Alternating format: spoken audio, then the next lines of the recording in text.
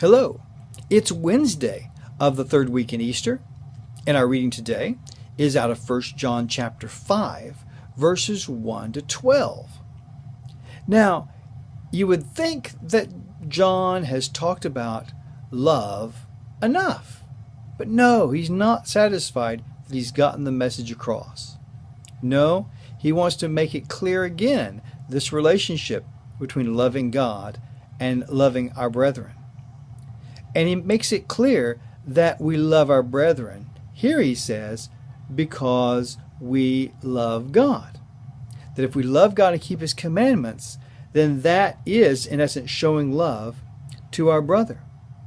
Because, like we alluded to yesterday, we can't define God as love on our own terms. We have to understand that in his terms. And John makes clear here that those terms are his commandments. That love has to be defined within his commandments, because his commandments reveal his nature to us. They let us know what he is like, what he approves of, what he doesn't. And so we can't love one another outside of the commandments.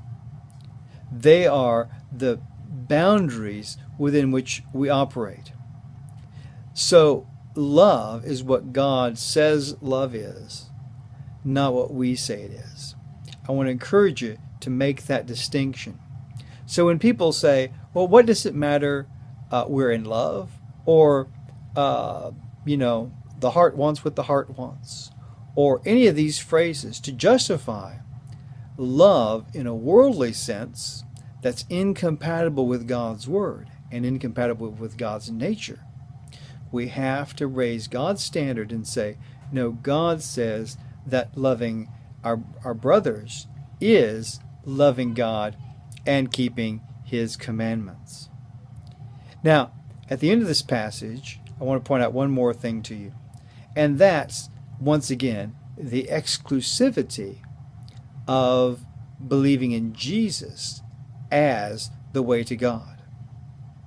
That there's no other way except through Jesus. That the only way to know the Father is to know the Son. The only way to know God is through Jesus. There's no other way.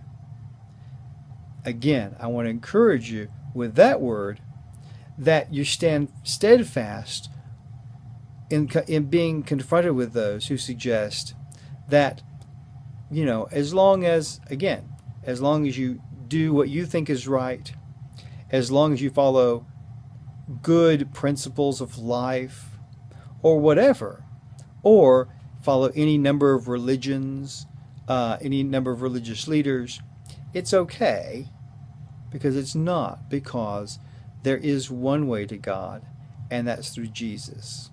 That's the exclusive good news, that Jesus is the King, that he has a kingdom, and that he wants us to be a part of it, so we can love our brothers like ourselves, so we can lay down our lives for each other, so that we can love each other in accordance with God and his commandments.